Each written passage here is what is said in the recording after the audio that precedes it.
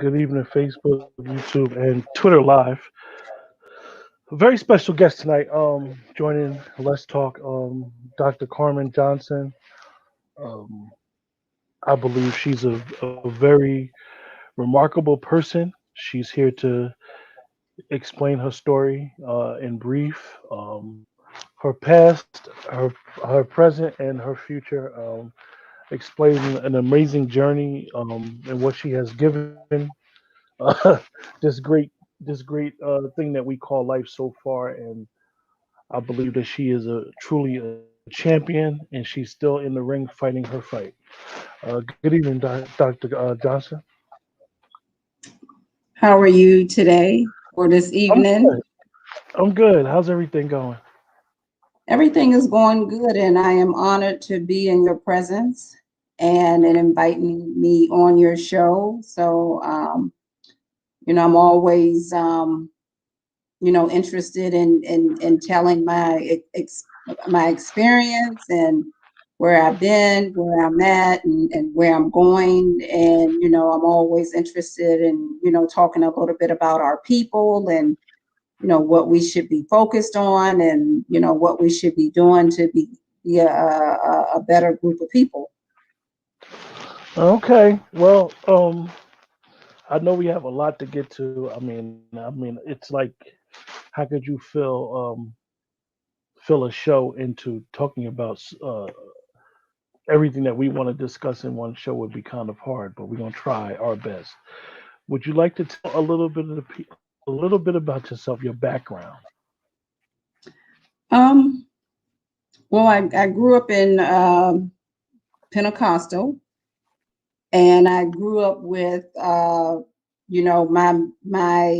idol was Mother Teresa. And I grew up with, me, as a little girl carrying the Bible to school with me every single day. And, in Pentecostal, we would, speak in tongues and get the Holy Ghost and things of that nature. And I was this little kid that was like 5 or 6 and was speaking tongues and get the Holy Ghost and loved Jesus Christ, growing up. And, as an adult, I became a practicing Buddhist subjectively because, after research, I realized that, that one-on-one relationship with God is the most important thing. And that I come from the spark of God. So I am God and God is me. And that philosophy is very important to me. Hmm. And extreme meditation and being in the presence of God is what I live by for almost 30 years. And moving along into my career, I became a successful businesswoman. I had a for-profit business and I had a nonprofit business that was all under the umbrella of financial literacy. The for-profit business offered the services of credit restoration, debt arbitration, financial planning, preparation for bankruptcy, rehabilitation after bankruptcy. We did debt negotiations by paying off debts on people credit reports, and we put our clients on small payment plans back to us. We were also a member of Equifax, TransUnion, and Experian. In the meantime, I started a nonprofit which went into the public and private schools and taught financial literacy. And we taught the true financial literacy, and we taught about, being self-sufficient and business owners and not being consumers. We preached about saving, your money, which was very important, and owning land and and if you can't at that particular time, I was preaching about if you couldn't buy your home cash, don't take no mortgage out. Um, but back then the mortgage, the mortgage, the subprime lending, and all of that kind of stuff was just running rapid. And the credit scores went from you having to have 750, 800, 740, high credit scores with 2 and 3 years worth of proof of you being on your job, to you could have a credit score. It went all the way down to like 450, and all you needed was two pay stubs. And I was trying to figure out what's going on with this market, what's happening. Um, my for-profit business offered services to individuals, but we also offered services to real estate agents, clients, mortgage company clients, and the 5 major banks clients, which we never saw those clients.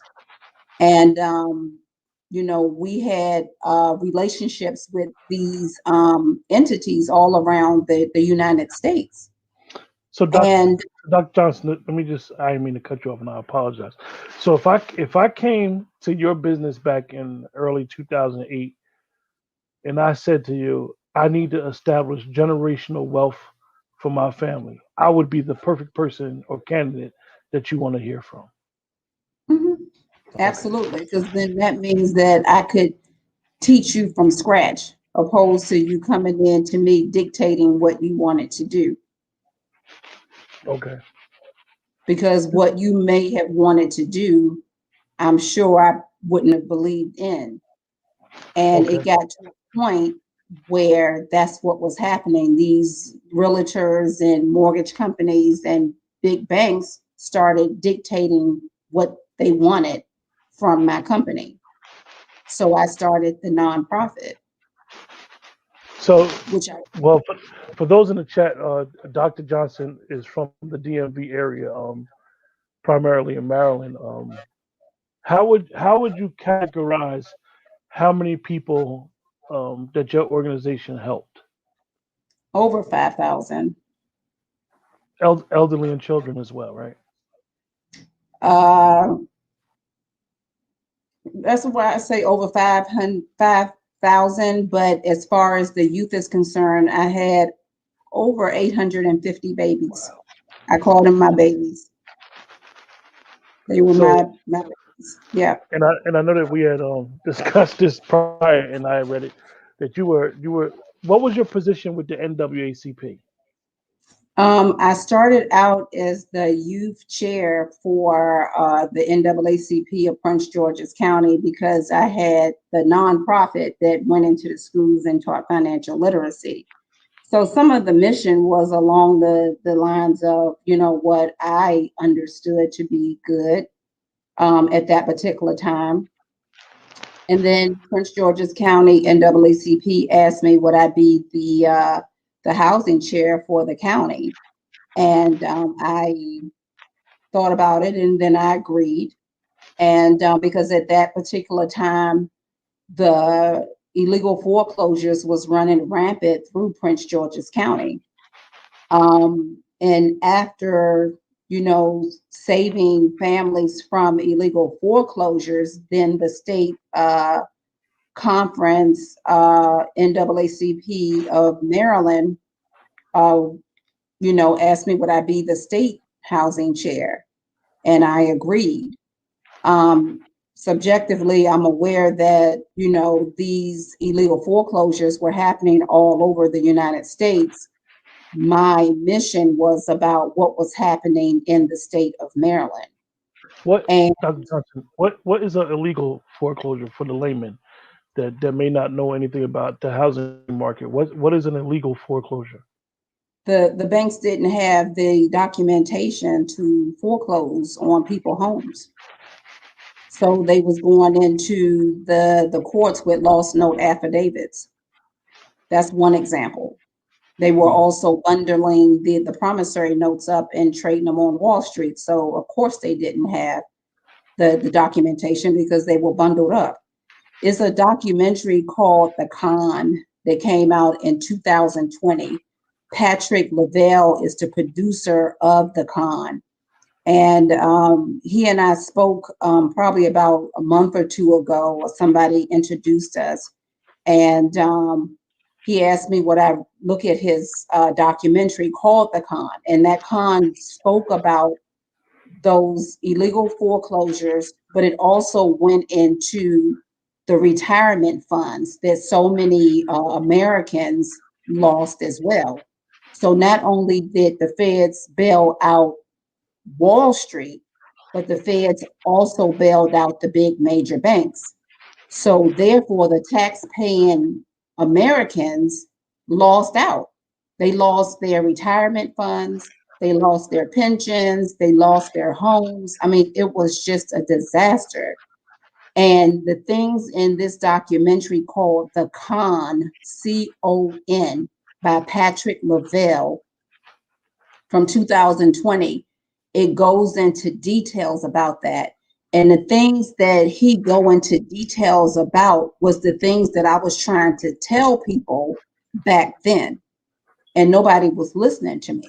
Mm. And here come this white man who makes this incredible 5 series documentary about literally what happened.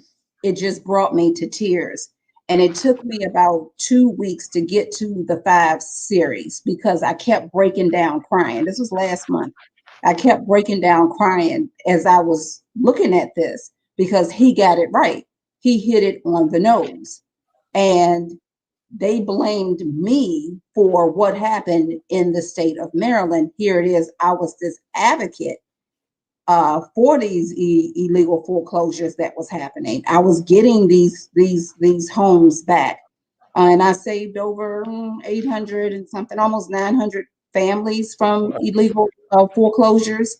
And I even went to the woods and talked to some of the families, trying to get an understanding of what was going on.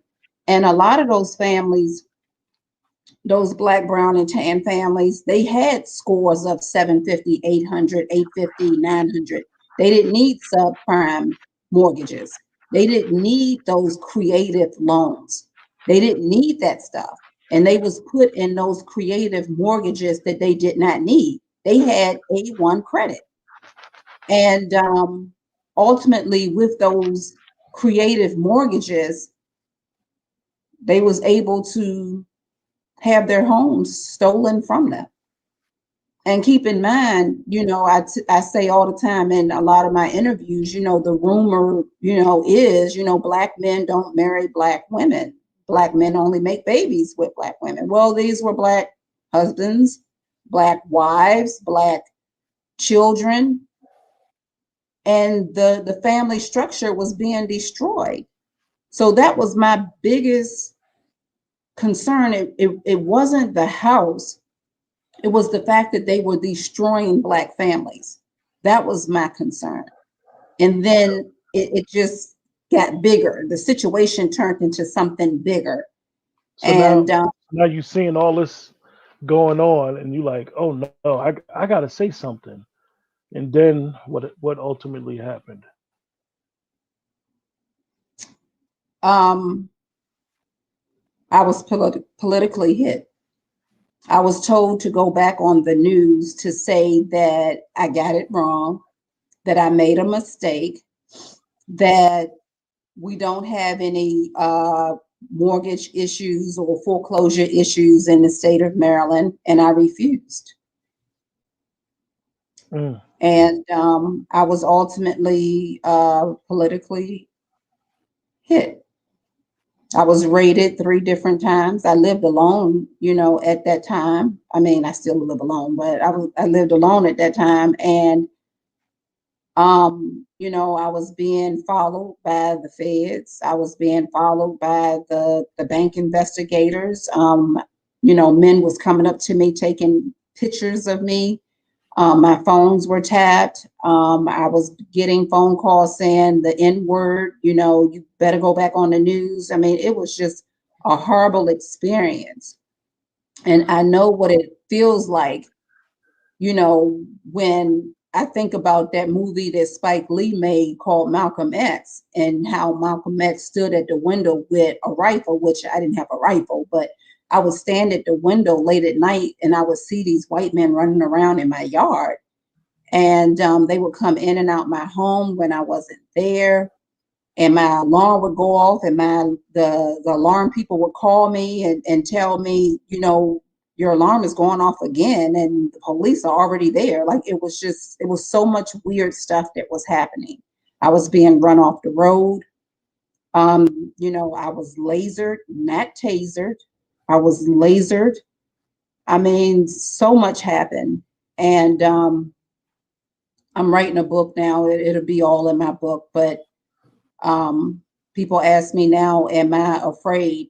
I was afraid then, but I wasn't afraid enough to take a plea and lie and say I did something when I didn't do it. When I knew that my job was, helping our community financially on a financial literacy side, and also, helping Black families stay together. So I'm gonna ask you during that time when you first realized like you seen all this stuff going on, and you said that I need to say something about it, and then when they people asked you like recant your story and you refused, did you realize like I'm waging war or war is being waged against me with the banking industry, basically a foundation of this country? I was green. I had no idea what I was really doing. I just knew that that's what the universe wanted me to do. And the universe put me in that position to have a voice. I mean, you know, I didn't understand that what was down the road was going to happen to me. But if I had to change it and do it all over again, there's nothing I would change. Mm, okay, that brings us. I hope everybody in the chat hear what Dr. Johnson just said, because the next chapter of this journey took a real unexpected turn. She was charged with 24 counts of mortgage and wire fraud Mortgage after bank, mortgage bank and wire fraud. and mortgage bank and wire fraud. Now you after all these raids and all this crazy stuff that he's snooping around, looking for stuff, basically doing like we call a financial audit. Now they charged you. What? I smile saying it, but I don't know that experience. Could you try to speak to that experience? Like, okay, y'all charging me with what? The first two raids, they kept telling me to tell them what I did, and I kept telling them, what are they talking about? Like, I didn't know what they were talking about. They were trying to get me to admit to something that they didn't even know. Let's Mm, be clear. So they was hoping that they could scare me into saying that I did something, anything, and I couldn't because I hadn't done anything except fight for my people. So I ran a clean business. I had the same CPA for 20 years. The attorney, my corporate attorney who helped start my business, is now the chief judge in the state of Maryland. So, I paid my taxes, everything matched. you believed in the American dream. Absolutely. There was no way that my country would do this to me, not me. So I was now you being charged with 24 counts is kind of a lot of counts. I don't know if anybody in the chat really understands when you are charged with a crime. You may get charged with like 3 or 4 counts, but 24 counts of fraud, wire, bank, mortgage fraud, that's facing a lot of time. So now you in a fight. Yeah, they said that I was looking at 30, the first plea was for 30 years. And I'm like, 30 years for what? Like, I couldn't understand what they were talking about. Like, I didn't know what they were talking about. 30 years for what? They like, you tell us. Tell you what? Like, remember at that time, they didn't even know. So by the, next thing I know, they slid me in a real case with 14 Tanzanians that actually did mortgage banking wire fraud. I sat in, and I'm the only one who did not take a plea. I went to trial. And I sat through that trial with all those documents that I had never seen before. Now, what they did show, they showed credit reports after my company worked on the credit reports. They didn't show the before credit reports. So when they showed, the new credit reports, it only had my company on there and my authorized users on there. They didn't show the messed up credit. And they kept showing my ID and they kept showing my different business accounts. But I mean, I had been in business for years. So so what? I had several accounts. The taxes was paid on the money. The money wasn't hid. Why do I have to hide the money? It So all matched those the IRS. those in the chat that don't understand it, Dr. Johnson had federal charges, and for certain cases in the federal system, they have this thing called a blue ribbon jury. She had a Mhm. blue ribbon jury. I know you most of you guys that heard about crime or court, it's always you have a jury of your peers, so to say. Explain to everybody what a blue ribbon jury is, Dr. Johnson. Is a special jury for special cases, and they are not normally juries of your peers. Now, some places you read, they say they specialize in the issues at hand, but this particular jury, that was not the case. They wanted to find me guilty. They wanted to get me off the street. So, to my understanding, there were some federal agents and retired police officers and things of that nature on that jury. So you go on a trial. You basically, okay, these people don't offer me 30 years. Like, I'm not copping a plea to no time because number one, I didn't do it. So now you're going through this, and you were part of the NAACP, and They you. they abandoned me.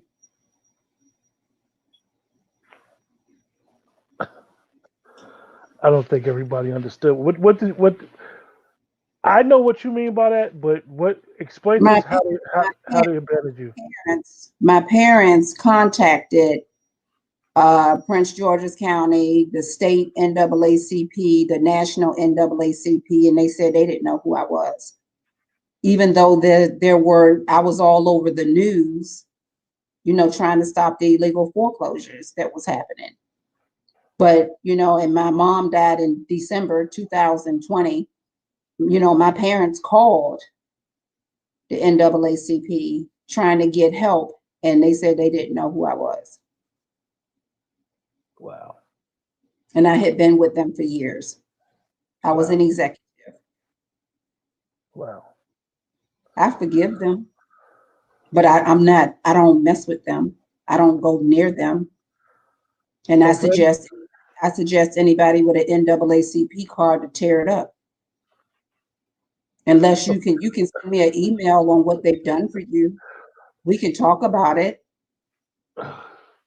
now you speaking to an audience that may not understand. I truly understand that they were how they abandoned you, and what their aim and purpose initially when they first started was supposed to be. But truly, they have veered off of the mission statements and all that stuff. So now you're in trial. You've been abandoned by the NAACP. Um, all your let's just say that Dr. Johnson, for lack of better words, very politically connected in the DMV area. All your political connections at the time, nobody is returning your calls. Everybody's abandoning you. I Like, didn't really I didn't really tell anyone what I was really going through because as a scholar of metaphysics and a Buddhist, I just knew that it was going to work itself out and that I had to stay the course, and the course was saving these Black families from being dismantled, and that everything was going to work itself out. I understand law and attraction. You know what I mean? What you put out is what you get back. mhm, So I knew that I was emphatical that it was going to work itself out. And that wasn't the case at the right, time. Now, once we get up to where I am now I can look back and get it. That's why yeah. I can now is nothing I would change. But So I, so let's and this is where I told you the case when I first heard about your case and read about it, and then you sent me some things, and then I seen how much time. For those in the chat, Dr. Johnson is not in prison; she's home. So bring you guys back. She was charged with 24 counts. She lost trial, unfortunately, and she's still fighting to be. And we'll talk about that. She's still fighting. So, how much time did you get for losing trial on 24 counts of bank wire, what? No, wire, bank, and mortgage fraud? well, they was trying to give me at that point, they was fighting for 10 and a half years, and I ended up getting 57 months, but I was released early and did like 3 years and a couple of months. And I'm it was women inside there with one count that were literally doing 10 to 12 years. that that's what I wanted to stress is that each count for the crime, each count she was charged with 24 counts, and according to them, she was found guilty for each count. Each count holds 10 years.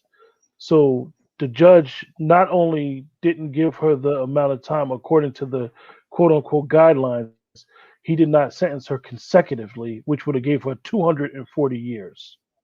Um, Yeah, they said I was looking at 300 and something years or something crazy at first. And I'm like, what? What are y'all talking about? I didn't know what they was talking about. I didn't know what they was talking about. so now, now you get found guilty, and this is where the journey like really just oh my goodness, your life is upside down. I mean, everything. Now, explain how, and I apologize for skipping this part. When you first got arrested, they seized your assets, and how them seizing your assets didn't give you. Well, hold on. When they first raided me, they took my money. They seized my assets and they called it substitute assets. Substitute assets mean that these assets are not connected to a crime, but we're going to take the assets anyway. So that's against the law. You're only supposed to take assets that are connected to a crime. And my liquid assets were not connected to a crime. Nor did they arrest me the first time they raided me, nor did they arrest me the second time they raided me. They arrested me the third time that they raided me, and that's when they slid me in with 14 Tanzanian Africans that really did do the crime. So they slid me into a real case. So she was charged after 3 months. Oh, that sounds fishy alone. Mhm. So now, unfortunately, you got found guilty, and they arrested you the day you found got found guilty. Uh, I was arrested right there at trial. Mhm. And I supposed to had witnesses to come the following week. So that Thursday, the bailiff whispered in my ear don't wear that coat tomorrow or that jewelry or wear that bag or carry that bag. And so I was looking at him, and he and I was just looking at each other's eyes, and he shook his head like this. So the paranoia in me was like, are they going to arrest me tomorrow? Well, that can't be true because I got witnesses coming next week. The trial don't end to next week. So Carmen, you're lunching. But I woke up that morning, that Friday morning, and I did not wear I'm gonna say it, my mink coat or my jewelry, carry my bag. I mean, it was cold. It was in February. It was snow. It was cold. And I mean, and you earned it. You earned to wear that mink coat, so you gonna wear it. absolutely. And I remember what he said, and I did not. I pulled out my wool coat and whatever, not knowing that they was going to stop the trial that Friday. And they stopped that trial that Friday, and they said we going in deliberation. And I'm like, wait a minute, I got witnesses coming next week to testify. They deliberated about an hour and a half, 2 hours maybe, on 24 counts. It took them that short amount of time. They found me guilty. The prosecutor said that I was dangerous, that I was a terrorist, that I was ISIS, that they had to get me off the streets of Prince George's County in the state of Maryland. They had to protect the community. And I'm like, wait a minute, we go to the same country club. We go to the same Christmas parties. We hang out at the same, we know this can't, y'all know me. Wait a minute. I was in shock. And then all these marshals jumped over the chairs and they circled me in the courtroom. And I did not know that I wasn't going back home that day. They didn't even give me the benevolence to go home to handle my, affairs for either one of my businesses or my personal affairs. I wasn't given the benevolence to do that. And they arrested me immediately.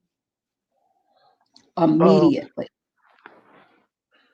Immediately. wow. And they Let me they drove let me me from let Maryland. me let me ask you: did any of the co-defendants, alleged co-defendants, testify in trial that you had anything to do with any of this? The two head Africans that I did know of, because they are realtors or were realtors, they both got on the stand and they both said she's not part of our Tanzanian community, nor did she financially benefit, nor did she know anything about our scam. And then one of them said, well, she knew we was a realtor. And then the other one said, well, she did work on our client's credit. But I was licensed by the state of Maryland. I was registered with the Better Business Bureau. I was insured. Um, I was a member of Equifax, TransUnion, and Experian. Like, I mean, I don't Yeah, yeah. get. You were considered your company was considered a very trustworthy company to go to when you need financial help and issues with credit and dealing with the credit bureaus. And Um, small loans. Yeah, we did it's small loan. all We on. negotiated the debts off people's credit reports, and then we would pay the creditors, and then the clients would make small payments back to us. So we also had, like, before Russell Simmons had the Rush card, my company had secured credit cards, and we were backed by American Express, Mastercard, and Visa. Um, for those in the chat, just to give you guys from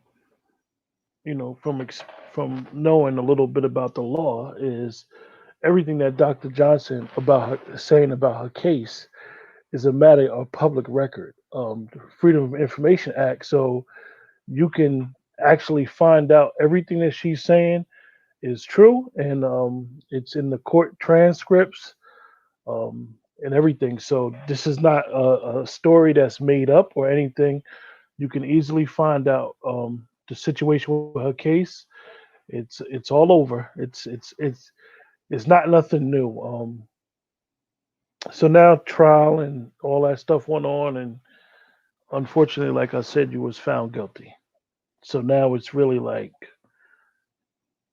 everything's really going haywire, and you're being processed in the federal system. And what? Well, it's being processed. Well, no, what they did was they sent me to DC jail. So they removed me from Maryland, Greenbelt Court, and they drove me to DC jail. And they threw me in solitary confinement. And I didn't find out till 8 days later, subjectively, that I was court ordered to sit in solitary confinement for 4.5 months until sentencing. Um, so that first night at that DC jail, they put me in a cell with fecal matter all over the walls, all over the floors, and um, the stench of urine, I can still smell it. It was really, really cold. It was snowing very heavily. Um, it was freezing in that little room. And I remember dropping to my knees and just, putting my arms out saying, Elo, Elo, Lama Sabachthani. I just kept saying it over and over again, which means, my God, why have you forsaken me? I've always been a good girl. I've done everything that you asked me to do. Why is this happening to me? And as a metaphysics, a scholar of metaphysics, I remember the vibration of God, the universe saying, you're the only person that can deal with this. And I'm like, deal with what? I got to go home. I got to get out of here. I can't do this. I can't do this. And the 8th day, me being in that stinky, dirty room for 8 days, the 8th day, the psychiatrist came. And the psychiatrist at that time never looked at me. He asked me what my inmate number was, and I gave it to him, showed him the badge, or read it from the badge. And he was asking me a bunch of questions, but he never looked at me at that point. And then finally, he just put his ink pen down and he just looked at me and he said, "Who are you?" And I said, "Inmate." And then I looked at my card and gave him the inmate number, because in processing, they say that's the number you say, because you no longer have a name, you have an inmate number. And he said, "No, who are you out there?" And then, I said, "I'm Dr. Carmen Johnson, the housing chair for the state conference, NAACP." And I told him that I was politically hit and I was trying to stop the foreclosures that was going on. So he Googled me. So all these news interviews came up on me being on the news trying to get a moratorium to freeze the foreclosures in the state of Maryland. And so he turned the internet off and he said, "I'm going to lose my job. You're never going to see me again." And he picked up a piece of paper and he said, "I was court ordered to keep you in that cell in solitary confinement for 4.5 months until sentencing." And he said, "I'm going to release you into general population. And I need you to fight to get out of here." And I've been fighting ever since. And Um, I've been, yeah. for those in the chat, just to give you guys some idea of solitary confinement, this type of housing is actually they're trying to make it illegal in the federal system as well as the state. Um, this type of housing is inhumane. I don't know about the federal system. Could you explain how much? Just I don't want you to have to relive that experience. I really don't. It really, for me, it makes me feel uncomfortable even talking about it. Explain to everyone how long you're in a cell by yourself. I mean, I was in solitary confinement 4 different times. So we talking about this first time? because this first time it was 24 hours a day for 8 days. But then after that, I mean, I spent 3 more times in the federal system. They, throwing me in solitary confinement because I refused to comply. And But for those in the chat, you're in this cell with a light on, or sometimes with a light completely off, so you don't have no sense of what time it is. What You don't hear nothing, you don't see nobody, and it's done to break your will and your spirit. It's something that for those of you in the guys in the chat that vote or believe in the system of voting, you should contact your local politician and tell them how solitary confinement is one of the most inhumane things that you could ever do to a human being. If you have an animal, just imagine you putting your animal in the bathroom for 4 months. So proceed, Dr. Johnson. so, you know, they that doctor at DC jail released me into general population, and it was probably just as worse in the beginning because we didn't have toilet paper, we didn't have feminine products, the food was slop, and not knowing at that particular time that the news media was calling up to the jail wanting to interview me because I was the NAACP. So when the warden realized that at that time that the NAACP was housed there, then we was able to get toilet paper, feminine products, the meal, the menu changed. They even painted my cell and put me in a cell by myself, but I was able to, go in and out and all of that kind of stuff. It was like a door, not a cell, but it was like a door type thing. And I was there for 4.5 months till sentencing, and I just knew that they was going to say time served or anything like that. Sentencing came 4.5 months.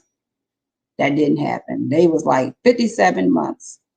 And I'm looking at the attorney, 57 months. What does that mean? How much is that? Like, I'm trying to calculate how much is that? I couldn't comprehend what they was talking about. And I couldn't believe it. But I stayed at DC jail another probably 2 months. And then they moved me to Baltimore jail, something called Supermax, which was even worse. And by the time I got there, like I had lost so much weight. I was so small, like I had a light bulb head. I was so small because I couldn't eat the food. Because with me being a Buddhist, I eat 1 meal a day for the last 30 years. And when I do eat, it's very healthy. So I couldn't I couldn't eat the food. I couldn't eat. Yeah. And we were behind this plexiglass. And plastic brings on germs and bacteria, and I would lay there in the bed watching the mice run around on the floor. And this is in Baltimore, Maryland. Anyway, it took them probably about 8 or 9 days or 10 days to get me to my destination, which was federal Federal Prison Camp for women. And when I got there, I didn't know my name. I didn't remember how I got there. I was wandering the compound in the broad daylight. I hear with people asking people, have they seen the sun? Now, when I look back, I know what that means. I was looking for God, you know, and but I had lost it, so I didn't know what I was talking about. I don't remember it happening, but this is what I was told. Um, and for almost a year, I thought that I was Christian, and I didn't remember being an activist. I didn't remember really anything that I had short-term memory loss and I had long-term memory loss. But what I did remember was that I was a child of God. I read my Bible faithfully. I thought I was Christian. I remembered that because that was the seed that my mother planted in us as kids. I remembered that. That's what I remembered. Um, I never went through any issues or abuse with like inmates or anything like that, or the other women or anything, except, them calling me crazy and stuff. But I didn't have any problems with that. But, after a year and I got my marbles together and I realized and remembered who I was, I looked around and I saw that the women were being abused and I was being physically abused, and it was women that was being sexually abused also, but I didn't experience that. But what I did quickly realize is that, first of all, I was in racist West Virginia. So I had the first strike, I was a Black Aboriginal American woman. So that's a strike. And then number two, I was an activist. And number three, I didn't know that with me maintaining my innocence, that inmates, guards, staff can't stand your guts when you maintain that you're innocent. And I maintained my innocence. And once I started getting my strength back and getting my marbles back, I filed a lawsuit in West Virginia court for the abuse that we were going through, that we had no mental health care, we had little medical care, and it was a lot of fraud and access going on. And I reported all of that. And in the meantime, between time, I was jumped on by about 20 white male guards. I was strangled and drug across the floor. And here it is. At that time, I'm 50 years old and I'm being drug across the floor and strangled until I passed out. I was thrown in solitary confinement with the light on 24 hours a day. Um, I was burnt on my forehead with a T5 fluorescent cancer causing light that I was under for 31 days. Um, I started filing all of that stuff in West Virginia. And as I was filing that documentation in West Virginia courthouse, my sisters were filing with all the senators and all the congressmen in Washington, D.C. Because, all of them around the United States have a D.C. office. So they were sending all of the documentation to all the senators and all the congressmen. And in 2017, January, the place was raided. The feds raided the feds because of the abuse that I talked about and that I filed in West Virginia court about, and that my sisters notified the Senate and Congress. That's why it's important that you notify your congressmen and your senators, because they are elected officials. And they'll tell you, well, it's nothing that we can do about this, or it's nothing that we can do about that. Once you open up a congressional inquiry or a Senate and inquiry, they have to do something.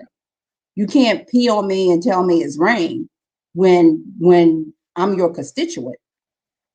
You know what I mean? Like, we as people of color, we don't know how to make them work for us, opposed to we voting for them and then we're getting nothing.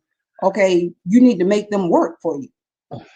And that's So how my to some of to some of the prison population, because you had the political connection and because you had the fighter spirit, they looked at you like you were like a godsend, because you basically were able to inspire change under those very strenuous and bad circumstances. So how did they once they realized, once you got back, like you said, you got your marbles back, you fighting, now they looking at you like, oh, she's somebody.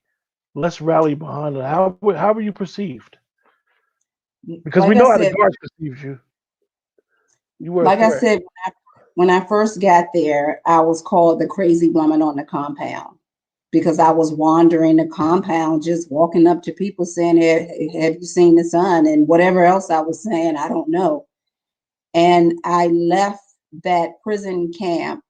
My new nickname was Baby Mandela.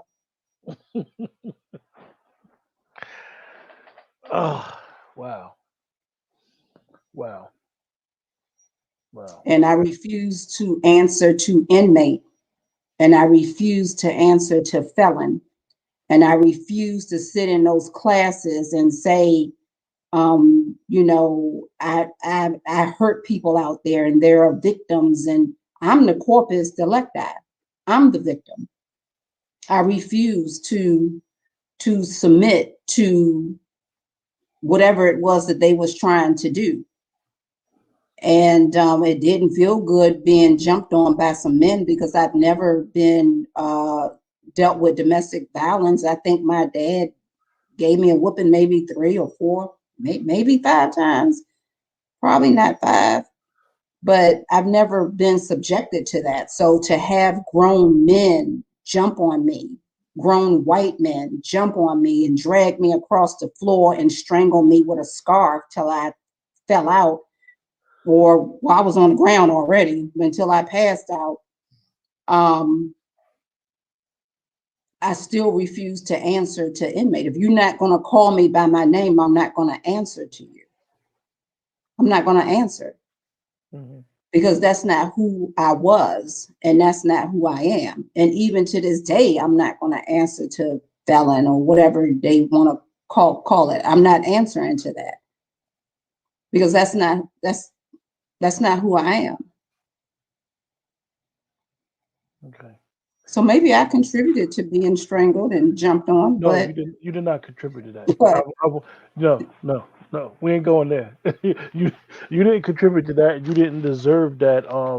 And you shed light on something that a lot of us don't understand is that this is a normal practice in the jail system, the prison system, state and federally, where just because a person, quote unquote, has been convicted of a crime, that does not mean that their acts to be violated and be treated less than a human being in a quote unquote free society should be treated. You should still be treated with dignity and respect and not treated less than we treat our animals. So you about to go to, I don't know how the federal system is. You go to parole or something and they for me in my situation, I mean, for me in my situation, some other backdoor stuff happened. I can't even tell okay. you. What you mean? I I can't even elaborate because Okay. Okay. it was the universe. It was the grace of God. I mean, because I So, was making havoc in there. They was like, get her ass out of here. Get her so out of you here. so one of the things that we had talked about, and it still had me cracking up all night was when you got released and everybody's now you released, you home. Now it's time to start getting your life back together, and you got to make money. You got to take care of yourself. You got to pay your bills. Uh, the the the the champion. This is where I think that her her experience does not define who she really is. I think that this next chapter really explains, like you even said, that this is why the universe brought you up until this point. Explain this quote unquote job hunt where everybody was telling you to go get a job. Now, mind you, you guys in the chat, this is a doctor. Well, okay, well, let's be clear. So when I got to the halfway house, and I remember I was there the second day or something, and they banged on the door and opened the door up, and they said, here go the paper, and you need to go up to the post office or the UPS and give them this paper, and you'll get a job. And I'm like, I'm not doing that. I'm not prepared. Like for me, I wasn't prepared to go to work. Like I just went through an ordeal, so that was the first thing. Like I'm not doing that. And they pretty much told me, well, if you not going to work, then you got to get out of here, So of course, I was, because of my family, I was able to get a place to stay, and I was able take a year and a half off and get my mind right and all kinds of stuff like that. But so many people that come home from this ordeal are forced to go to work immediately. Like there is no incentive, there is no no mental health, there is no understanding, there is no stipend, there is no, when I came home, I owed $9,000, $10,000 in IRS, because I didn't have the benevolence to handle my affairs. So I couldn't handle my business affairs, I couldn't handle my personal affairs. So the creditors wrote debts off saying it was income. And, it's men that come home that owe thousands and thousands and thousands of dollars in child support and all kinds of stuff like that. But again, when I first came home, I felt like I was in a fishbowl. So I was mentally messed up, and I had only spent 3 years and a few months there.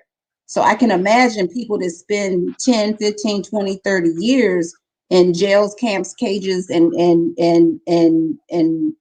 camps. I can imagine what state of mind they're in. And this is why it's such a high rate of recidivism, because you can't function.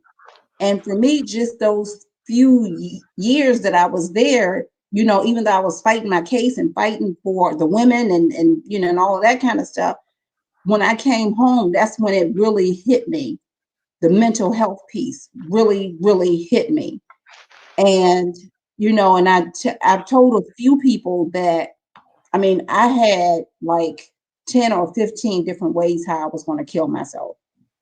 And here it is, I am a practicing Buddhist and a scholar of metaphysics. And that was in 2018. And in 2019, that the documentary, the Khalif Broader came out or something, or I saw it. I didn't know how it was going to end, and I had never heard of him either. So I'm sitting here, watching it. I live alone. My family put me in an apartment, all that kind of stuff in DC. I live in DC now. And so I'm watching it and I'm just bawling, crying, because he kept saying, I didn't do this. I didn't take this kid's backpack. And they kept saying, just say you did it. Just say you did it. So I immediately connected with that piece, because they kept trying to pressure me to take a plea. And I kept saying, I don't understand why y'all want me to say I did something. Like, I didn't know the system worked like that. And so I connected first with that. And I'm just crying because I went through the same thing that he went through. He spent 3 years in Rikers Island, and I spent 3 years and a few months at that prison camp, not knowing the ending of the story. So then, they had, videos of the guards beating him up and other inmates beating him up, which I didn't have issues of, these women, but I had the issues with the guards physically abusing me. So I had that piece. But they had it on video of him being beat up and beat down.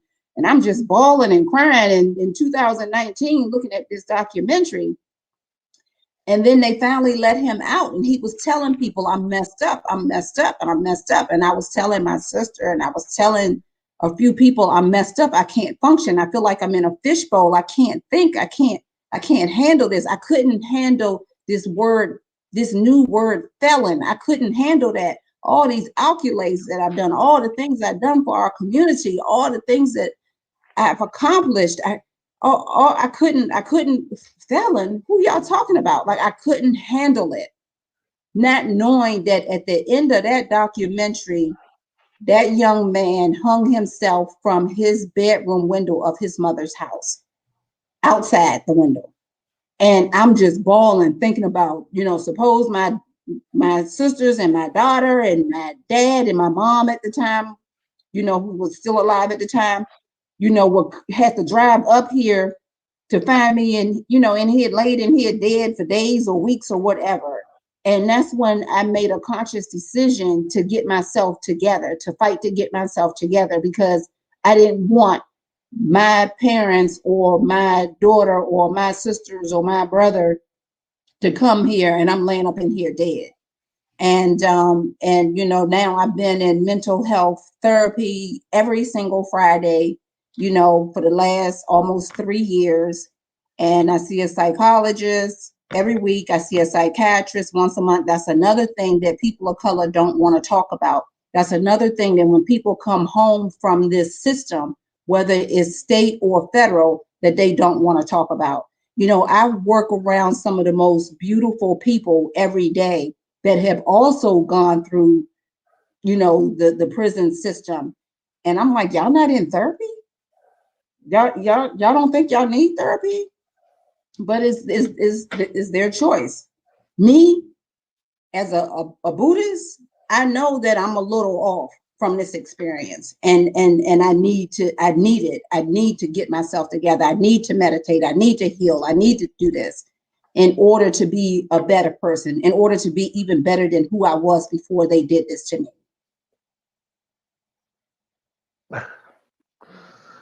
I almost got lost in thought there. Speak up. Can you speak about where? Because I think that I didn't explain to everybody where are you at with your case? Because her case, Dr. Johnson, for those in the chat, she's still fighting. Just because she was convicted and had to serve time and she made it home, the fight is not over. What is the status of your case? This is my second time on my way back to the Supreme Court. So I've been all the way to the Supreme Court and back. My family and I have spent over 300 and something thousand in legal fees. So it's not just poor people that go to prisons, camps, cages, and jail. That's what they want us to believe. What they do with people of color with money, they take your money, they seize your money, and then you can't get the right representation to fight them. And December, my mom passed away. So my attorney filed an error quorum nobis in Greenbelt, Maryland's courthouse about now, 17, 18 months ago or something. And it sat on the judge's desk for like 14 months or something. And so then it finally came back denied. And so my attorney filed in the Fourth Circuit Appeals Court. That sat there for like 4 months, and the Fourth Circuit is considered as the rocket circuit. It's supposed to be the fastest circuit. So December 2020, I remember, calling my mom at the hospital, and I said, Mom, my appeal was denied, you know, and I had already did a few podcasts saying I'm never going back to the Supreme Court. It's all a charade, and it's all fake, and I'm not doing it. My mind was made up. I was made up. My mind was made up about it. And my mom was like, "You got to keep fighting. You have to keep fighting." And then she died 3:48 that morning. Um, So now I'm on my way back to the Supreme Court. So we will be filing at the end of this month or next month Yeah. in the Supreme Court. Subjectively, I also have a petition that's been on my website since September, and it's not getting much support from the Black community. And around that time, that's when President Trump was in office. And so people was telling me, well, you are a Trump supporter. Well, I'm not Democrat or Republican. I'm a Buddhist. So I'm not either one. And they said, well, you are asking the president of the United States to do something for you, and we don't ask the government for anything. So I'm like, well, I'm asking the chief and commanding officer, the president of the United States, to investigate my case to its fullest on what the Department of Justice did to me. And then I'm asking for a pardon. I'm not asking for forgiveness because I don't have anything to be forgiven for. Y'all owe me an apology. I'm Um, asking for the case to be investigated. one of the things that I read was they they gave with the circuit court, the appellate division circuit court gave and they upheld the opinion without explanation. Just for those in the chat that know anything about court or don't know nothing about court, usually an appellate division court, SCOTUS, any higher court, whenever they affirm or deny something, it's always a written opinion. It's very, very, very rare that they would uphold the lower court's decision without an explanation. So in her case, in Dr. Johnson's case, they did not give an explanation for upholding the lower court's decision. Nope. So So this is something that we should take note of. yeah, they did not give an opinion. They just said we're going to go with what the lower court said. And that's not what they're supposed to do. And this just happened in December. And it's okay because I'm emphatical that the universe know what it's doing, and I'm not going to question it. And I'm on my way back to the Supreme Court. But in the meantime, um, I'm still, now that we have President Biden in office, I'm, still asking for, the chief and commanding officer to investigate my case and to investigate what the Department of Justice did to me. And the president can't exonerate me, but the president can do, some other things, but he can't exonerate me, but he can investigate that case. Subjectively, I'm a little concerned about that because, we got 9 Crime Act bills that are on the books, and 7 of those Crime Act bills are our president of the United States sponsored, co-wrote, or wrote that And have what created. and we're definitely going to discuss that. Um, one of your statements was, even though I'm still fighting in the courts, in their courts, I do not see a remedy for me. I understand between I understand the difference between exoneration and pardon. Explain that statement that you said. With a pardon, the president can remove me from this low risk probation that they have me on. Uh, Remove me from this 2.4 million in restitution that they got me paying $10 a month on, and give me my money back that they took, my liquid assets that they took that I paid taxes on that I had for years and years and years. And you know, pardon me, but he or she can't exonerate me. That can only be done through the courts. Only the judge can do that. So now it leads us to everybody. People were discouraging you to ask 45 for assistance pardon, and now it brings us to 46. And um, as an independent, a person that doesn't believe in political party, now the dilemma is the author of these crime bills, who's on 9 of the 46 crime bills, is the president. So basically, for lack of better words, and if he was to give you a pardon, he would be admitting to his own wrongs as well.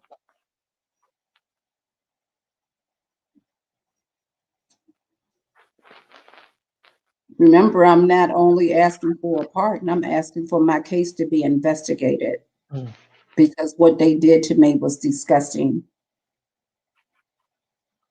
So for him to, he would have to, I mean, he would have to be open and honest that he helped create mass incarceration of Black, brown, and tan people in the community, and that I'm not the only innocent person that went to jail. It's just most of them took a plea because they were afraid.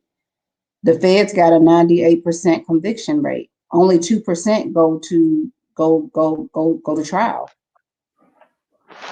And then I think I sent you an article, which is a couple of years old, the article I sent you, or the front of the newspaper. Did you see that Yeah, where it's some states, some private jails were suing states because it wasn't enough people in the jails.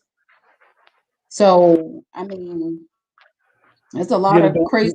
The way that some of these prison systems are set up is that a private company will come and go to the state and federal levels and say we're going to build a housing facility to take the weight off of the state, and they may charge the state or the federal system half the amount of money that it is to house the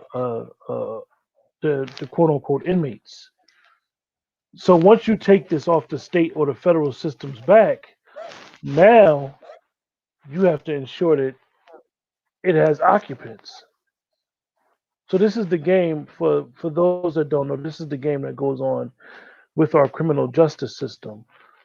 The same ones that talk all this stopping the recidivism act are the same ones that are stockholders in these private prisons. And this is why private prisons are what they are and what they have done, and how everybody probably from the, as Dr. Johnson explained with unfortunately our president now, has had their hand in it for the last 30, 40 years. Of you make the laws, you circumvent the law to suit the private prisons, and then you got money that's reallocated to your family. So it's a big bait and switch game going on and a trap. Wow. So you come home, you're trying to get your affairs in order, and your angel, your sister Karen, um, who I read about was she decided to be, she's a younger sister than you. Yeah, she's 9 years younger than me. She decided to be the big sister. She stepped in Yeah. and really did some things, and speaking from a person from experience, I owe her a debt of gratitude for what she did for you. You guys, then is this how you guys formed hot? Yeah, it was her, and she forced me into this nonprofit, um, and we became a 501(c)(3) in August of last year. And I didn't want to, and I just wanted to just really just mope around. And she was like, "You gotta, remember who you are." And my old saying was, "Do something to justify your existence. Together, we can create the future." So she was, like, "You can't do that just sitting around." And for a year and a half, I just sat around not doing anything, and I just couldn't get it together. And she forced me to get it together. And I thank her for that. I thank her for giving me some of her spirit to charge or recharge my spirit. So explain and I just put up the website helpingourselves.org. Um, if you guys go to the organization that her and her sister started, um, now she's in the business of recidivism, as a person from that had to experience what she went through. Um, I would say that she's an expert. She knows exactly the needs for people that come home. For those in the chat, a lot of people. One of the things that a lot of people that come home from the prison system face is, and it may sound crazy, I'm about to say this, is a basic ID. Some people can't even have a basic ID. They may have been born in another area, another state, and because of 9/11 rules, you need ID to get ID. So if you don't have ID, how you gonna get an ID?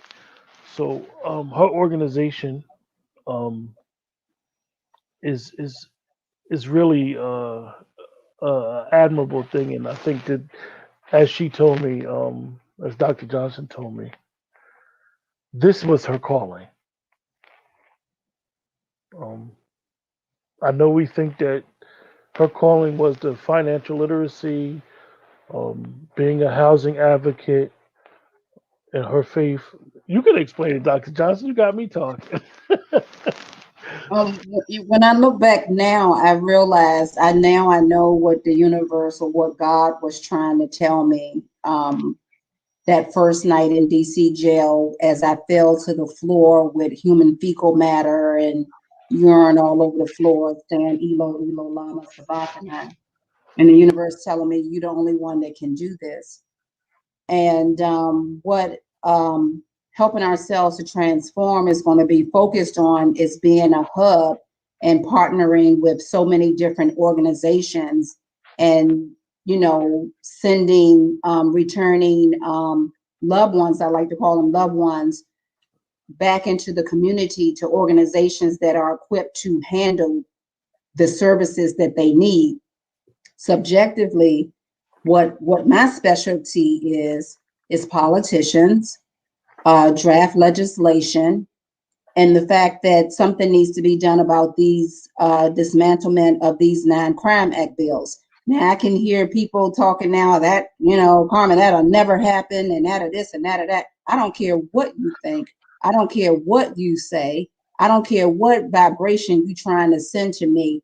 I have to try. I am going to try, and now I've realized that is I didn't need to sit in front of President Trump. I needed to sit in front of President Biden and his administration and look them in their face so they can see this is what you did to an innocent woman. And it's so many other innocent, whether you're innocent or guilty, the numbers that they are giving people to for jail, prisons, camps, and cages are outrageous. What happened to this your first time, this is a warning? What happened to that? Where are the programs? What about that? So is none of that exists. So these are the things that, helping ourselves to transform will be lobbying for. You know what I'm saying? Meeting with senators and congressmen, and my vision is the president and his administration on what we can do. Yeah, we got the First Step Act, we got the Second Chance Act, but the quicker they're letting people out, they doubling and tripling up, putting people in. Not to mention, Lord forbid, our babies that they're sending to jails, camps, prisons, cages, detention centers. You know what I'm saying? No one's really talking about that stuff. It's like we're just whispering about it. And people, like, I'm writing a book. My book is due out in the next 45 to 60 days, somewhere around in there. And people are literally asking me, aren't you scared? No. I'm a Buddhist. No, I'm not. Something needs to be done about the enslavement of our people, the involuntary servitude that they continue to put our people in. This is ridiculous. Who are the stakeholders in? We know there are stakeholders in the private prisons, and they said Biden signed a bill and closed down private prisons. Well, what about the BOP? What about the state jails and the state prisons? What about that? Who are the stakeholders in that? There are stakeholders in those state jails. There are stakeholders in the BOP. Who's reaping the residuals in that? So these are questions that no one's asking because we act like it's not our problem. Let me say something to you. Before this happened to me, if you would have called me and said, "Oh my God, Carmen, I just got raided," I was one of those people that would have said, "Lose my number. You must have done it.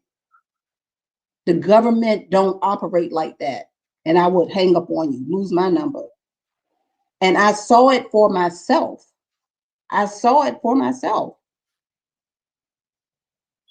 and it's not a matter of being innocent or guilty. At this point, no one deserves to be treated like a dog or animal. No one, what goes on behind those closed doors, people who have loved ones, male or female or youth, that's sitting up in there, do not want to really tell you what's happening. And I was in a camp. I wasn't behind no bars. I was in a camp, and it blew my mind.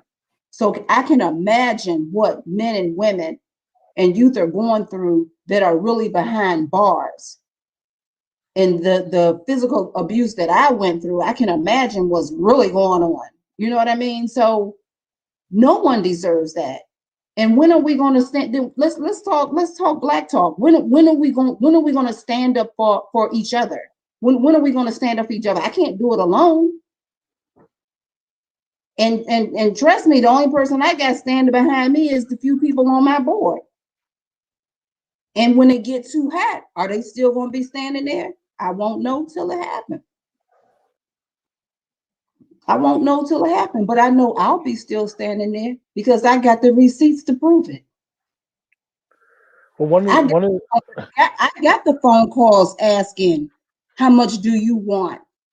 And to stop the narrative of these illegal foreclosures and trying to get a moratorium to freeze the foreclosures on these homes. y'all know we in the era of the receipts. She got the receipts. Oh, one of the things, Dr. Johnson, that I found very unique. Explain to everybody in the chat what your Court Watchers program is about. That part, I think that is just amazing. It's a young lady, an incredible young lady that is another person that was instrumental in giving me my voice back. And she asked me would I come and be a part of court watching. And at first I didn't want to because I was still scared and nervous and, was acting like a little mouse. And I mean, I was traumatized. I had been through something. And I went on and I decided because it was something so beautiful about her. And I'm not gay. I don't have nothing against gay people. It was just something that was just so beautiful about her. And her confidence and the fact that she believed in me, even though she saw this weak woman that had been abused. And I'm like 15 years older than her. And so I finally agreed February of last year, and I volunteered to do it. And later on, towards the end of the year, I became the director of Court Watch. And I've sat in over 3,000 bond review hearings in Prince George's County, Maryland. And, we are, trying to make sure, what happened to me and many others don't happen because strange things happen in an empty courtroom. And Say it again, please. strange things happen in an empty courtroom. When you're watching, when you have court watchers, the characters in the courtroom can't do what they want to do to you. Like if the courtroom would have been packed at my trial, I would have had a different turnout. You know, I would like to think. But as a seasoned court watcher, the director of Court Watch, um, you know, I have about 120 volunteers that work under my guidance and about 40 something law students. We have Georgetown, Howard, UDC, American University. Um, we have some students from Berkeley, and they court watch as well. I do lectures at different law clinics and law schools and things of that nature. And I tell my story and I talk about how, you know, Creddy my paid attorneys were, the different ones that I had at different times, and how cruddy they were. And, it's very important that our young students, our law students, keep their moral compass and go off to be great attorneys and or great judges one day. And for them to remember what they saw in Court Watch and remember the disparity that people of color are going through because no one cares about us. Not even our own people care about us. So, I'm honored to be a court watcher. I'm absolutely honored, and I'm honored to work under the guidance of an amazing young woman who's driven by ethics and morals herself. And I will continue to do court watch. The very the very same system that railroaded you. Now we have to believe that this system is somehow going to give you justice. Believe got the word lie in it. One of the young ladies in the chat would like to know the title of your book. The pretense of justice. The Pretense of Justice. And Dr. Johnson, I really this has truly been an honor to have you on the show. And I sometimes don't think unless you've been in the experience or know some people in the experience, um, don't realize that there really is political prisoners. Some people think that the political prisoners are gone forever, buried under the jail, and luckily, as you would say, the universe allowed you to come back to us on this side of the fence and to be able to tell your story and for us to be aware of the games they play and with our lives. And when you challenge their institutions, we understand. For those that don't understand, is the banking institution in this country is as sacred as the court and how they work hand in hand. As they say, money rules this country. So I really appreciate you coming on, and you definitely have opened the eyes for myself as well as everybody in the chat of what's going on and being aware and understanding that this battle of the Aboriginal people in this country is not over. Mm-mm. One thing that most people don't understand is that freedom, justice, and equality fight does not end with token gestures of a president or some other tangibles. I don't want to take it too far because the conversation could go to a whole different level that me and you could discuss. But like I said, I definitely appreciate you coming on tonight. And I appreciate you having me and allowing me to tell some of what happened to me. And I just want people out there to know that just because someone is sitting in that jail camp cage or camp, it does not mean that they did it. It does not mean that they are a bad person. And it does not mean that they deserve to be treated like a dog or animal. And you can't even imagine the things that go on behind that wall. You can't imagine. And most of if you know people that are in there, most of them are not going to tell you everything that happens in there. And I'm telling it all. for those in the chat, make sure that you go to Dr. Johnson. She has the website Carmen Story, and you can sign the petition. Signing the petition. Explain to us what the signing the petition do. Well, I'm trying to get supporters to show that they are supporting, my efforts. and that they too see the need for the president of the United States to investigate my case and then grant me a full pardon. But the biggest thing is to investigate my case. Do not make a donation on change.org. That does not go to me, that goes to change.org. Just sign my petition and pass my petition on. And I appreciate you.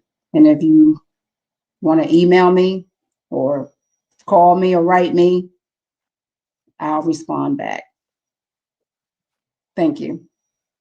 When is the book gonna be released, Dr. Johnson? It's been a little challenge because it was due out in February and then March, and now here it is, April 12th. And I have a ghostwriter, and so the ghostwriter sends it to the editor, and then the editor sends it to me, and then I have to make edits also. So I'm part of the process. And these last few 2 months or so, I've been getting stuck mentally just reading these words and reading what happened to me. It's been affecting me.